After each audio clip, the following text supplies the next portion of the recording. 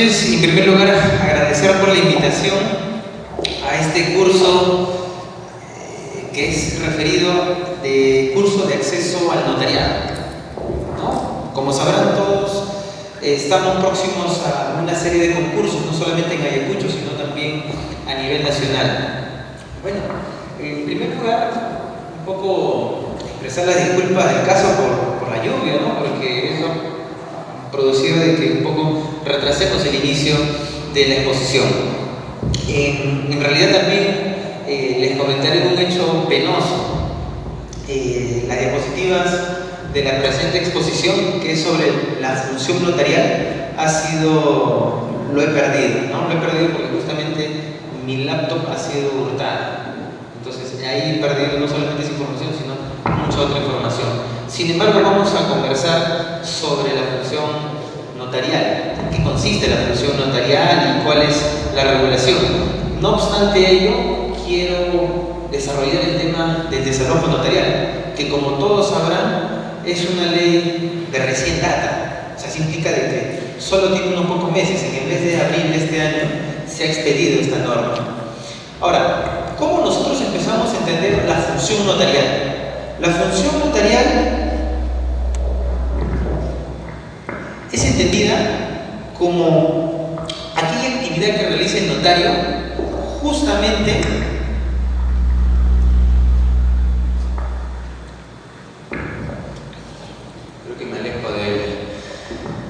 del parlante. Creo que ese es un aviso. Aléjese del parlante. Ya. ¿En qué consiste la función notarial? La función notarial es la actividad que realiza el notario para dar fe pública de diversos actos y contratos. Entiendo de que todos los que están aquí son abogados o estudiantes de derecho, ¿no? Por lo tanto, cuando nos referimos a actos, cuando estamos refiriendo a acto jurídico, propiamente hablando del negocio jurídico, ¿no? Ya bueno, son disquisiciones jurídicas que de repente en otro momento podemos hablar de la diferenciación, ¿no? Pero, ¿qué realiza el notario?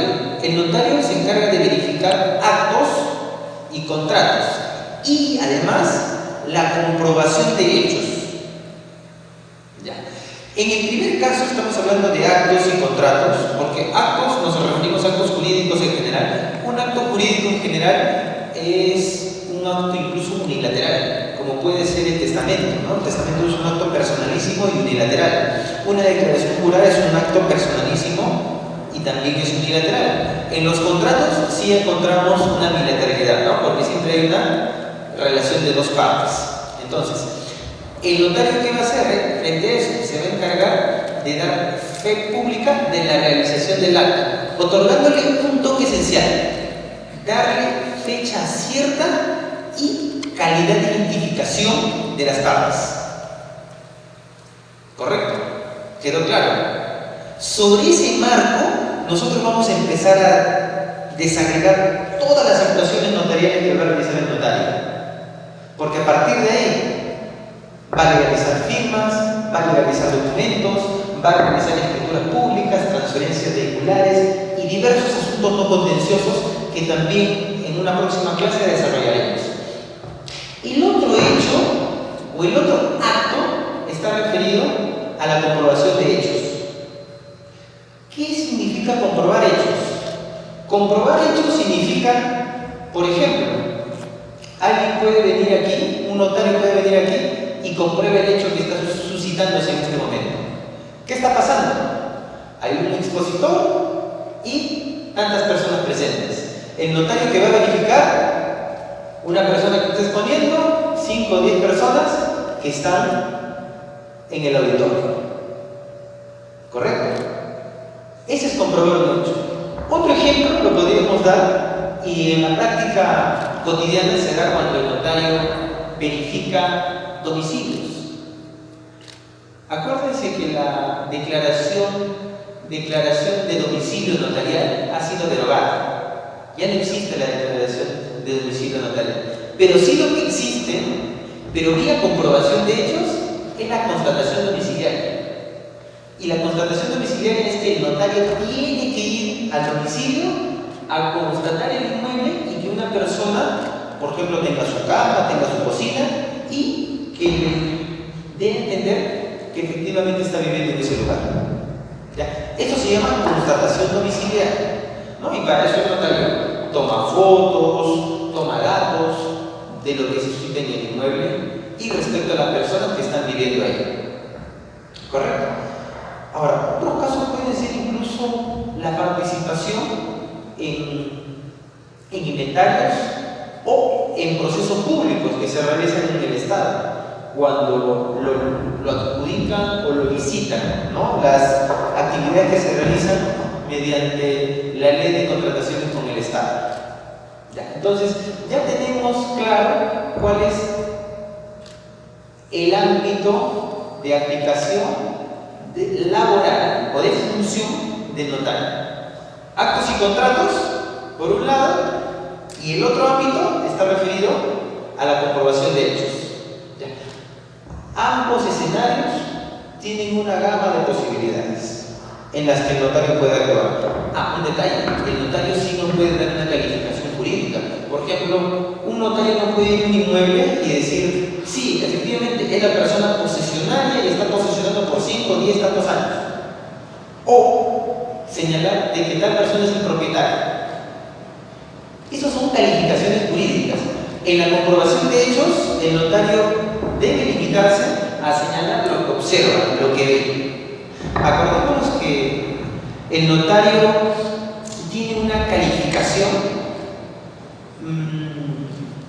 más allá de lo que una persona normalmente puede señalar sobre algo, porque lo que señala el notario se entiende como cierto, como verdadero, como auténtico.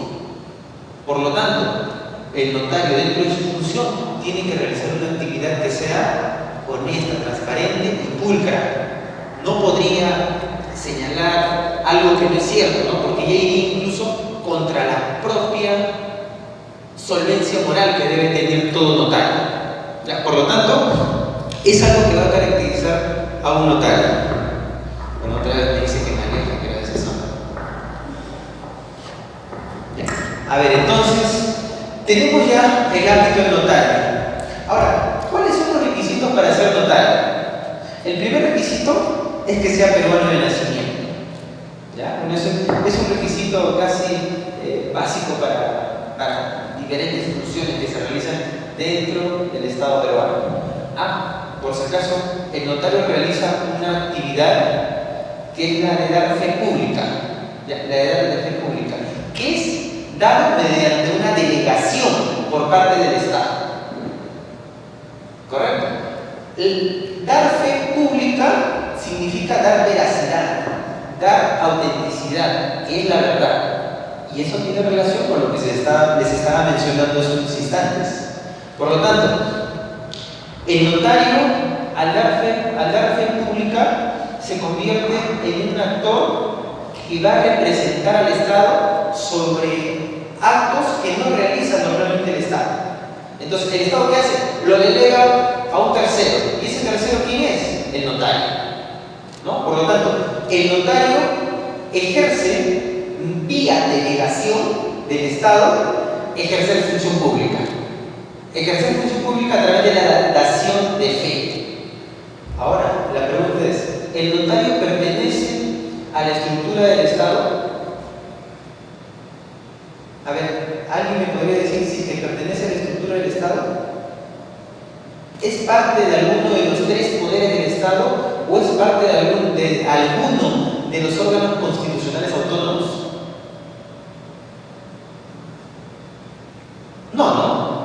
No. El notario ejerce una actividad privada. Ejerce actividad privada, pero su función es pública. ¿Correcto? ¿Por qué es pública? Porque lo que va a decir el notario es de validez frente a todos. Es auténtico y es verídico. Ahora, otro requisito del notario es que para ser notario se necesita tener 5 años de abogado colegiado. En realidad, para muchas actividades o funciones, el cómputo de en calidad de abogado inicia no desde la expedición del título, sino desde la colegiatura, ¿verdad? Por lo tanto, ese es el otro requisito. Y bueno, el siguiente requisito es que tenga una solvencia moral, ¿no? Porque no podríamos tener a un notario que tenga o que realice actos contra las buenas costumbres, actos que denigren la calidad del ser humano, o, por ejemplo, que haya cometido algún tipo de delito, ¿no? En ese tipo de situaciones no se acepta para el cargo de un notario, por lo tanto, se estarían descalificados. Ahora, el siguiente requisito es que debe presentarse un concurso público, ¿no? Y en el concurso público pasar las etapas correspondientes, ¿no? La primera etapa, que corresponde a la evaluación psicológica y psicotécnica, es el primer filtro que tiene que pasar un aspirante a notario, ¿no? La evaluación de las características psicológicas, las habilidades, la agilidad mental, entre otros. La siguiente fase está constituida por la evaluación curricular, ¿no? En la evaluación curricular verificamos cuáles son los aspectos curriculares, como cursos, como antigüedad, como diplomados, haber ejercido funciones, por ejemplo, la de juez, la de fiscal, la de docente universitario, haber realizado obras como libros, o el mismo hecho de haber estudiado cursos de maestría o doctorado o haber obtenido el grado de estos. Esa constituye la parte curricular. La siguiente está constituida por el examen escrito, ¿no? En el examen escrito es un examen bastante riguroso en el que constituye de 119 balotas sobre diferentes temas, desde derecho notarial, registral, civil, hasta algunas preguntas de derecho penal. O sea, claro, definitivamente, si es que estamos preparándonos para el acceso al notariado, los temas más gruesos están referidos al derecho civil, al derecho comercial y al derecho notarial. Eso constituye la mayor cantidad de balotas que se tiene para el examen escrito. Bueno, pasando al examen escrito, viene la entrevista personal, ¿no? La entrevista personal está constituido por 5 miembros del jurado, en los que justamente también en ese momento se hacen preguntas sobre la vida personal, y en ese momento también hay bolillas, ¿no? Sobre los 119 temas, en el que al azar, en ese instante, uno elige una bolilla y en ese momento el candidato a notario tiene que desarrollar, exponer el tema que le ha tocado, y obviamente el jurado empezará a preguntar sobre ese tema. ¿Correcto? O sea, eso quiere decir de que el postulante tiene que estar preparado sobre esos 119 balotas para este curso. Ahora, bueno, en su oportunidad les voy a entregar, les voy a facilitar mediante desenfocar el anexo donde está indicado la cantidad de balotas, para que lo puedan tener en cuenta. Ahora, dentro de los requisitos y de la evaluación, tendríamos básicamente ese marco, ¿no? Después que una persona ha salido con nota probatoria que está señalado como 14, en algunos casos se baja esa nota hasta 12, ¿no? Pero lo normal es la nota de 14. Al inicio del proceso, el postulante tiene que indicar a qué distrito notarial va a postular. Entonces, dependiendo del orden de mérito, el postulante que haya pasado todas las pruebas va eligiendo la plaza notarial. Ahora, ¿cuál es la competencia territorial del notario? La competencia territorial del notario, según la ley de notariado, es 49 del decreto legislativo ley 49 es el ámbito provincial, ¿no? O sea, el notario se puede ubicar en cualquier distrito de una provincia, pero las facultades, la función notarial la ejercen en cualquier parte de la provincia.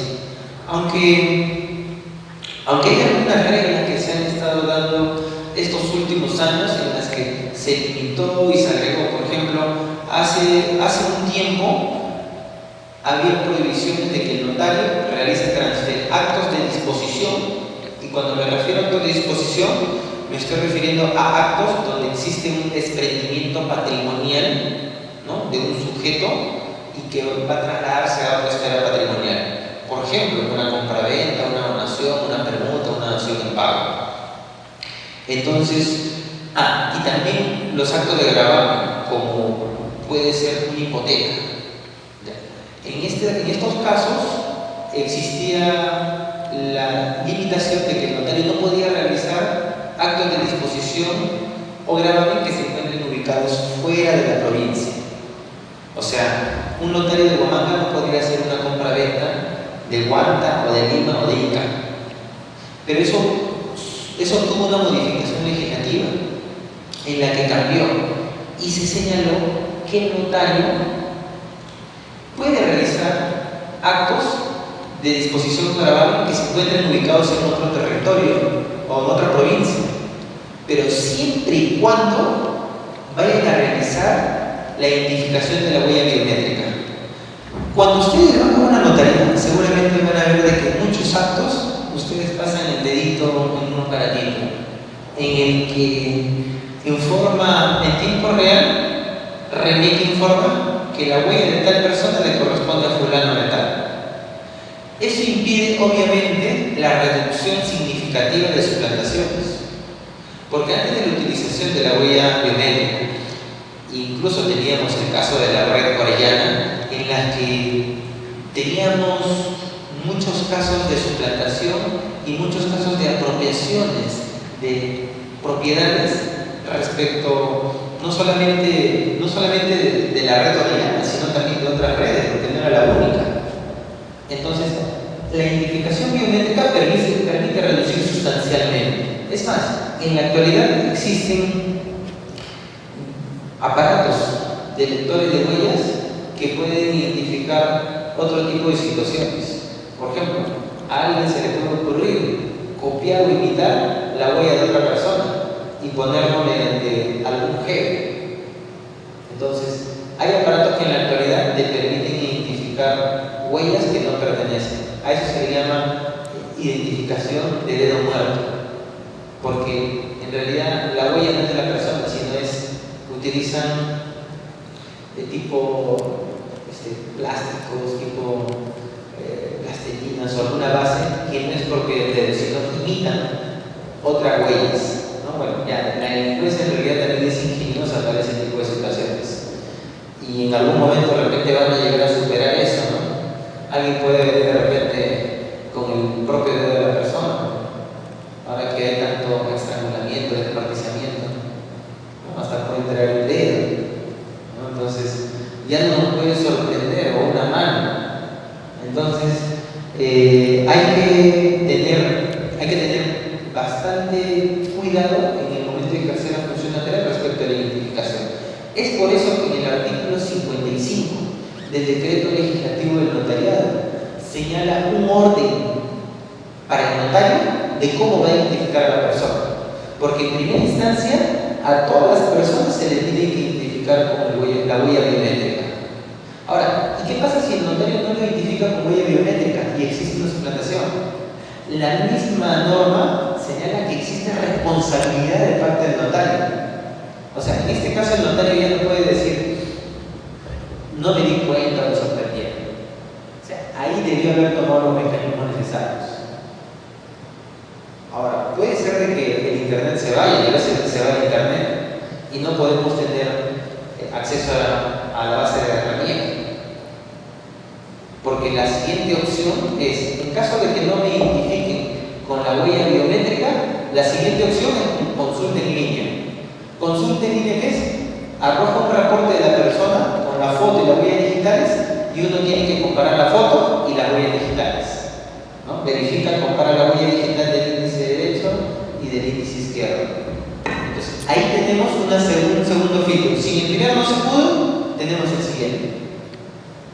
Ahora, si no utiliza ninguno de los siguientes y el notario lo realizó, en ese caso, lo que se da es fe de conocimiento, fe de identidad. Eso quiere decir que el notario asume la responsabilidad de haberlo identificado. Ahora, les comenté hace unos instantes de que en la actualidad sí se puede hacer una transferencia de algún inmueble que esté ubicado fuera de la provincia, siempre y cuando sean identificados con la huella biométrica. Eso quiere decir que una persona ya no puede, por ejemplo, vamos a realizar una transferencia de Huanta, que está ubicado fuera de la provincia de Huamanga. Si se utiliza la huella biométrica, si es que no utiliza la huella biométrica, ese acto, y la misma ley lo dice, ese acto es nulo. Repito, para que se haga una transferencia, un acto de disposición o de gravamen que está ubicado fuera de la provincia, y si es que no utilizó la huella biométrica, ese acto per se es nulo. ¿Y hay alguna forma que yo pueda subsanarlo? De repente después le paso la huella biométrica, o después lo identifico, o yo sí los conozco, o yo lo conozco porque él ha sido mi amigo de infancia. La norma te dice, si es que se presente de esa modalidad, el acto es nulo. Por lo tanto, cuando realizan un acto fuera de la provincia, lo primero que tiene que hacer el notario antes de empezar es identificar. Porque en la práctica se presentan casos en las que, por ejemplo, una persona que trabaja de ladrillero, obviamente, ¿cómo creen que va a tener sus huellas digitales? Desgastadas, o sea, ni se van a notar. Y cuando va a poner su huella, no van a haber elementos suficientes para poder determinar de que esa huella es de tal persona. Por lo tanto, en ese caso, mejor ya no lo hacemos. ¿Ya? Y en realidad es cierto, o sea, ya no lo hacemos. Ya no lo hacemos sencillamente porque no.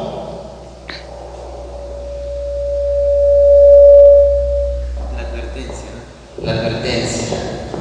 Me mantengo por este lado. Entonces, como les mencionaba, esa va a ser la finalidad de la identificación. ¿Ya? Y en realidad, una de las funciones importantes del notario es la identificación de la persona. A ver, bueno, ahora empezamos a hablar sobre el desalojo notarial. ¿En qué consiste el desalojo notarial? El desalojo notarial es una actividad, es una mala denominación que se le da. Lo puse ahí porque normalmente lo han estado llamando así. En realidad el nombre correcto es desalojo con intervención notarial. O sea, es un desalojo que se va a dar con intervención notarial. ¿Por qué? Porque el notario no es el que va a dar el desalojo. Siguiente. El notario no es el que va a realizar el desalojo. Quien va a realizar el desalojo propiamente es el juez. El juez es el que se va a encargar de realizar el desalojo. Ahora, ¿cuál es la problemática de esta ley de desalojo notarial? Lo que pasa es que la ley de desalojo notarial, la ley de desalojo con intervención notarial, discúlpenme, ese es el término apropiado, nació con la finalidad de poder reducir plazos, con la finalidad de que se pueda disminuir el problema de las personas que realizan un contrato de arrendamiento y estas personas se quedan en el inmueble. Muy bien sabemos que los procesos de desalojo en la actualidad duran no meses, sino duran años. Y en los medios de comunicación hemos visto historias tan tristes en las que vemos personas que incluso son mayores de edad o cualquier tipo de situación sobre la persona que en realidad es injusto que el arrendatario se quede con el inmueble sabiendo que no lo van a sacar sino hasta que termine el proceso. Pero mientras dura el proceso, ¿quién asume el pago? Y acordémonos que por deudas no hay prisión.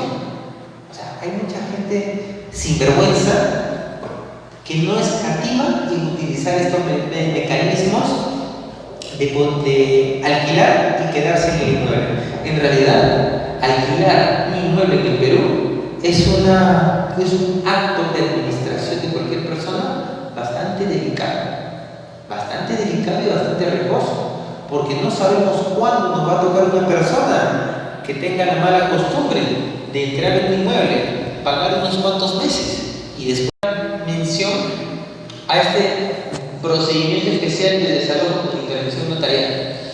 Aquí nos dice que el desalojo, ¿cuál es el ámbito de aplicación? Esto lo puede realizar el propietario, el arrendador, el administrador y todo aquel que considere tener derecho a la restitución del bien inmueble contra el arrendatario que se ha sometido expresamente al procedimiento establecido de ley. Eso significa de que solamente esas personas pueden tener la facultad de poder realizar el procedimiento de desalojo con intervención notarial. A ver, ¿qué no está comprendido en esta ley? No está comprendido la desocupación por motivo del contrato alquiler-venta, arrendamiento financiero u otro tipo de contratos que incluyan pago para adquirir la propiedad. Esto quiere decir que este procedimiento únicamente es para aquellos casos en los que se dé un arrendamiento puro, solamente un arrendamiento, no se mezcle con otro tipo de arrendamientos. ¿Cuál es la competencia? La competencia la va a realizar el notario de la provincia, la que ya les expliqué cómo funciona. ¿Y quién es el competente para la ejecución? Lo va a realizar el juez de paz letrado del distrito donde se ubica el bien inmueble. Siguiente. A ver, ¿cuáles son los requisitos de procedibilidad? El requisito de procedibilidad es, en primer lugar, que el inmueble en materia de desalojo notarial debe encontrarse individualizado. Esto significa que el inmueble tiene que estar debidamente detallado. Yo puedo tener una casa y alquilo un cuarto con un baño, por ejemplo, pero no me basta decir que estoy ubicado en un cuarto del segundo piso con un baño. Yo tengo que ser específico, tengo que ser claro, o sea, tengo que decir que yo ingreso por el segundo piso a la mano derecha, el primero, el segundo, el tercer cuarto, incluso colocar medidas, que es un predio, es un cuarto que es de 3 por 3 por 3. Entonces, mientras yo sea más específico, voy a tener mejor éxito en el momento de la demanda. Porque, ojo, significa desalojar. Y para desalojar, yo tengo que tener la identificación clara y exacta. Es más, de ser posible, coloco fotos en el contrato para saber cuál es el predio o cómo es el predio. Porque después alguien puede plantear alguna excepción o algún mecanismo de defensa y decir, no está debidamente individualizado, no se tiene la certeza o la seguridad que sea ese inmueble. El contrato de arrendamiento debe estar contenido en el formulario único de arrendamiento de inmueble FUA, creado por el decreto legislativo 1177, el decreto legislativo que establece el régimen de promoción de arrendamiento para vivienda o por escritura pública. Acá hay un detalle. ¿Cómo realizan normalmente ustedes un contrato de arrendamiento? Lo normal, lo más frecuente es que elaboren un contrato de arrendamiento, vayan al notario y legalicen sus firmas. Eso es lo normal. Ahora no, para este procedimiento de desalojo con intervención notarial, te establece dos mecanismos. El FUA, un formulario que después se legalizan las firmas, o una escritura pública. ¿Correcto? Esas son las dos únicas modalidades. Ahora, este formulario, este FUA, tiene que ser aprobado por la autoridad administrativa y este tiene que ser registrado ante la autoridad administrativa correspondiente, porque ante el ministerio, ante la Dirección de Vivienda o Ministerio de Vivienda, ahí se tiene que registrar. Ahora, estoy seguro que gran parte de la mayoría de los casos no realizan por esta primera modalidad. Uno es por la seguridad que le da el notario. ¿Qué seguridad el notario de que legalicen las firmas, porque como es un formulario, este formulario no queda en el archivo, en el protocolo del notario, es un acto extraprotocolar. Por lo tanto, ahí habría una primera inseguridad. Segundo, se tiene que realizar un trámite de inscripción ante el registro del Ministerio de Vivienda. En cambio, la escritura pública lo va a tener el notario, y es la segunda opción. Yo me inclinaría, bueno, en realidad, quienes van a poder determinar cuál va a ser el más usado, va a ser la población en general. O sea, pero ya tienen dos instrumentos. Y ya en la práctica se va a ver cuál de los dos se vayan a utilizar para poder realizar este procedimiento de desalojo con intervención notarial. Bueno, cualquier modificación, cualquier adenda se tiene que realizar bajo la misma forma, o bien por el FUA o bien por la escritura pública. Con esto quiero decir que alguien que hizo una escritura pública no significa que después siga haciendo con otra escritura, que haga con un formulario, o el que hizo con un formulario y después lo haga con una escritura pública. No, el que hizo con un formulario después lo tiene que hacer con un formulario, y de la misma manera que hizo mediante una escritura pública después lo tiene que hacer por una escritura pública. Bueno, esto más o menos es el formato o el modelo de un FUA, que lo ponemos ahí para la visualización. Sí, bueno, ahí las especificaciones, los datos del inmueble que se va a rentar. ¿No? Seguimos información. Bien, ahora nos vamos ahora al contenido del contrato de arrendamiento. ¿Cuál es el contenido del contrato de arrendamiento? Miren, aquí hay casos bastante puntuales. El primero tiene que tener la cláusula de allanamiento a futuro. O sea, ¿qué significa esto? ¿Qué significa allanamiento? Que cuando existe una eventualidad de una demanda, el demandado se allana al proceso. Por lo tanto, esa etapa del proceso quedaría prácticamente suprimida. Por lo tanto, eso apremia un poco el proceso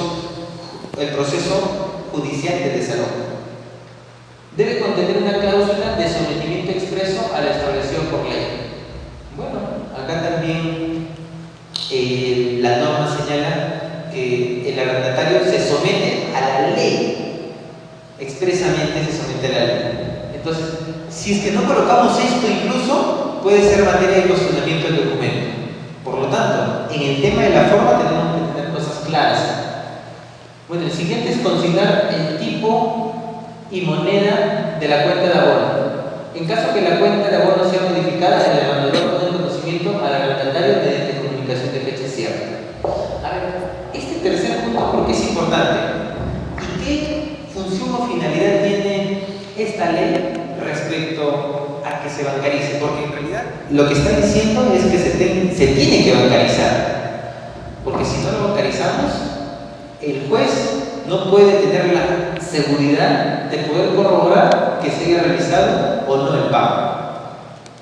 Más adelante vamos a ver cómo es que esta figura va a funcionar. Pero comentarios aparte, el Estado, al hacer esta ley, también ha pensado con esta política de la bancarización del dinero. Y, además, el pago del impuesto a la renta. Les pregunto, ¿cuántos contratos de alquiler que se realizan son sujetos de pagar el impuesto a la renta? Nada. Sí, por ahí de todas maneras hay, ¿no? Pero no, es que nada, 1, 2, 3. O sea, hay casos, ¿no? Pero en realidad, si nos podemos analizar del global, es bastante mínimo, ¿no? Es bastante mínimo el pago del impuesto a la renta. Por lo tanto, esta ley también ha tenido como misión la de poder tener mecanismos de cómo recaudar más fondos. Siguiente. Requisitos de la solicitud. La solicitud de desalojo. A ver, hasta antes de esta diapositiva hemos terminado de desarrollar cómo tiene que estar contenido el contrato. de arrendamiento, ya sea por el FUA o ya sea por la escritura pública. Lo que se da de aquí para adelante constituye la parte de el incumplimiento de las partes. O sea, ¿qué pasa cuando alguien incumple, no paga? Porque el hecho concreto es de que no ha pagado el impuesto o que haya vencido el contrato y el arrendatario no quiere retirarse del inmueble. El requisito de la solicitud son los datos del propietario, nombre, domicilio, DNI y los datos del arrendatario. Igualmente, nombre, domicilio contractual y DNI. A la solicitud de desalojo se adjuntan los siguientes documentos. Documentos que me van a acreditar fehacientemente el incumplimiento. El original o copia legalizada del FUA.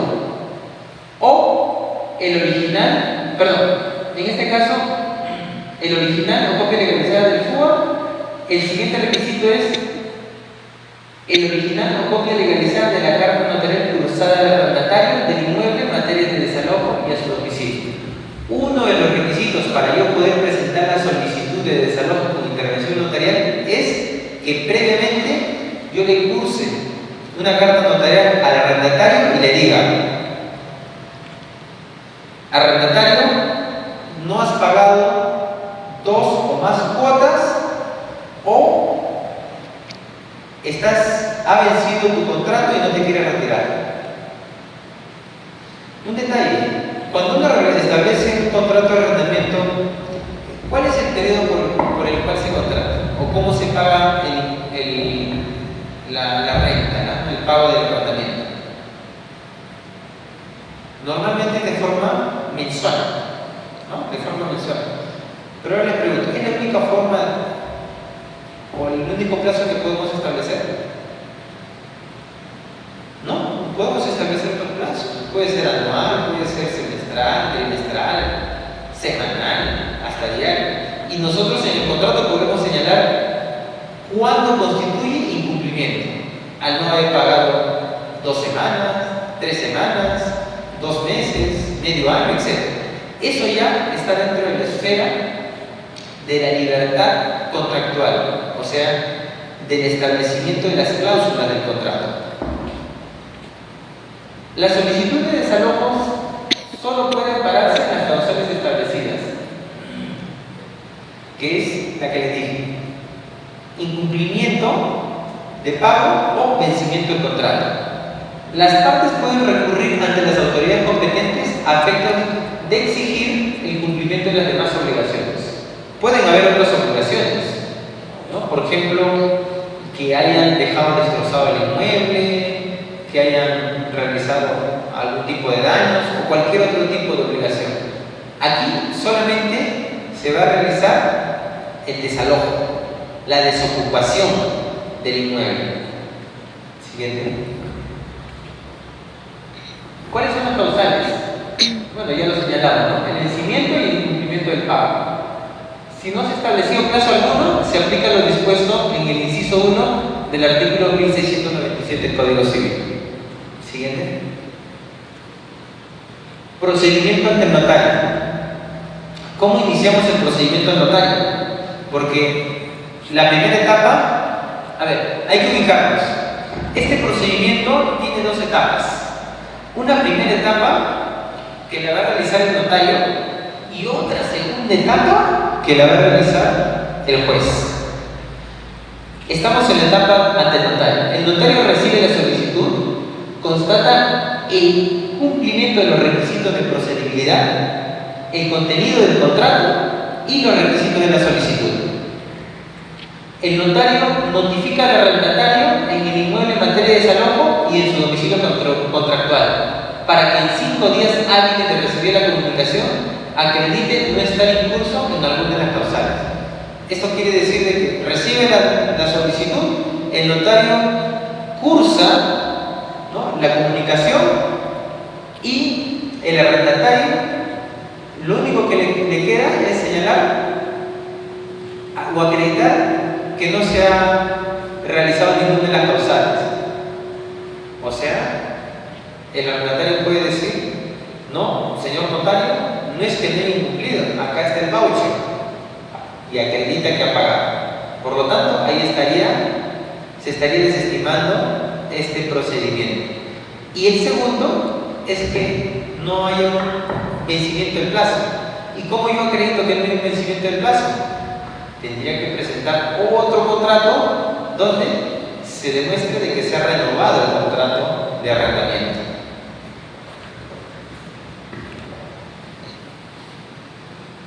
El arrendatario solo puede formular oposición sustentada, bueno, en lo que ya les mencioné, ¿no? Ahí está, la renovación o prórroga, la prestancia, o el otro es el incumplimiento de las formalidades. ¿Cuál puede ser un incumplimiento de formalidad? Lo que les mencioné, que no se haya señalado expresamente en el documento que se somete a la ley de desalojo con intervención notarial.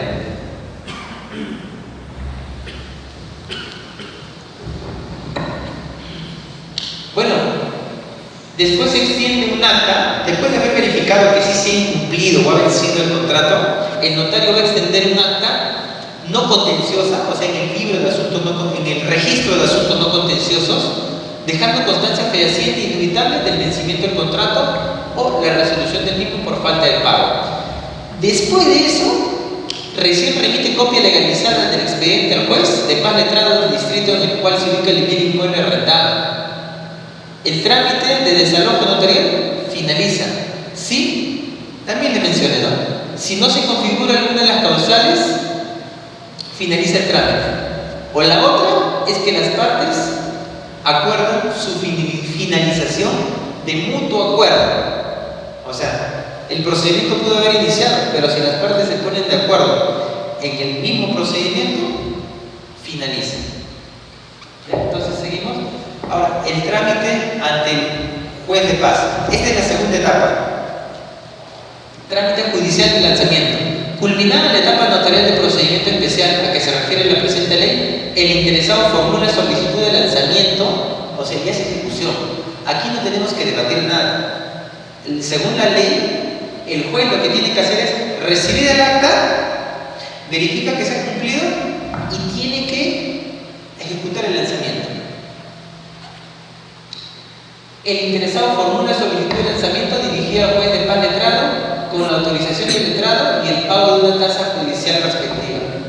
Dentro del plazo de 3 días hábiles de recibir la solicitud y las copias legalizadas del expediente, el juez de paz letrado verifica los requisitos, o sea, todo lo que ha hecho el notario tiene que verificar. Y emite la resolución judicial de lanzamiento en la que dispone el lanzamiento contra el arrendatario o contra quien se encuentre en el inmueble. Y la orden de desarraje en caso de resistencia o de encontrarse cerrado.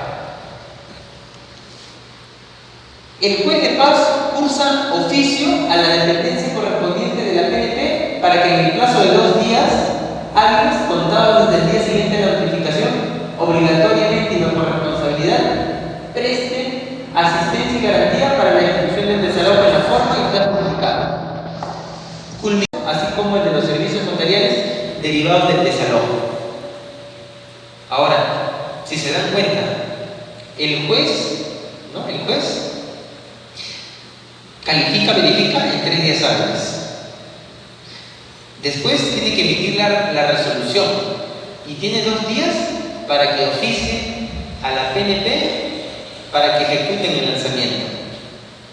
La pregunta es, ¿se cumplirán esos plazos? Porque si nos apegamos a la norma, prácticamente el desalojo debería salir en 5 días. Esa es la gran pregunta. Sinceramente, dudo que el juez de paz sea prácticamente una mesa de partes. Y estoy seguro, si es que se realiza algún trabajo de investigación, en la actualidad, pocos casos se han regido por esta ley. ¿Por qué? Porque justamente no está teniendo el impacto social. De forma particular, les digo, bueno, soy notario público. Desde que se ha dado la ley en el mes de abril hasta la actualidad, han venido muchas personas a preguntar y a muchas otras se les ha informado. Pero hasta la actualidad no han realizado ninguna escritura pública o legalizado algún formulario sobre este tema. O sea, eso quiere decir que la ley, por lo menos en Ayacucho, o por lo menos en la notaría en la que laboro, no está funcionando. Y estoy seguro que a nivel de las otras notarías debe ser una realidad bastante similar. Por lo tanto, esta ley que ha tratado de poder reducir los plazos no se está adecuando a la finalidad o el propósito que se realizó. Ahora, ¿cuáles pueden ser los inconvenientes? Podemos encontrar uno, pueden ser los costos, aunque por ahí de repente puede ser, ¿no? Porque legalizar un documento y hacer una escritura pública en Ayacucho, entre uno y otro hay diferencias de costos, ¿no? Puede ser de repente el primer choque que puede tener. El segundo es que el peruano en general no está acostumbrado a la bancarización. Tercero, de que el impuesto a la renta también puede ser desincentivo, porque reciben un monto y no van a recibir todo, de que tienen que pagar el 5%.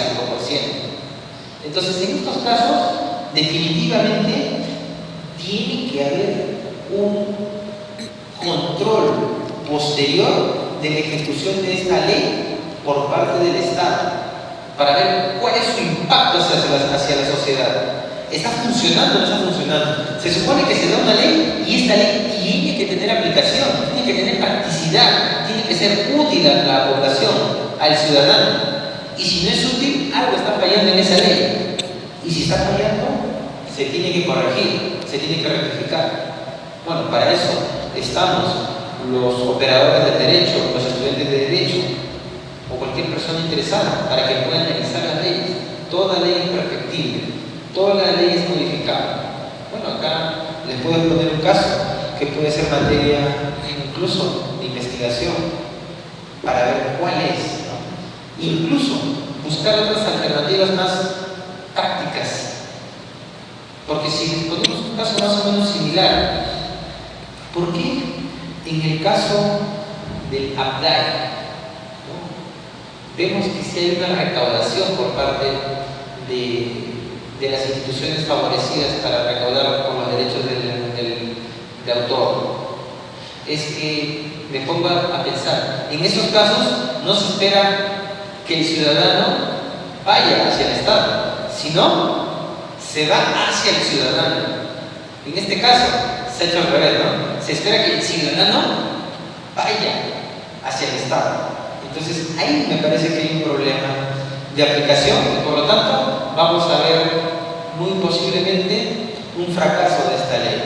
Han habido leyes anteriores que también han tenido la intención de poder solucionar esto. Este es el tercer intento. Es el tercer intento mediante una modificación legislativa para que se pueda dar una solución al tema de las personas que se quedan en los inmuebles sin pagar o que vencen sus contratos y no quieren salir. Y se aprovechan de los procesos que duran años. Bueno, los contratos de arrendamiento se celebran en el marco de la ley que establece el régimen de promoción. Bueno, esto ya lo hemos señalado al inicio. Y bueno, con eso estaríamos culminando la exposición. ¿Sí? Si tienen alguna pregunta.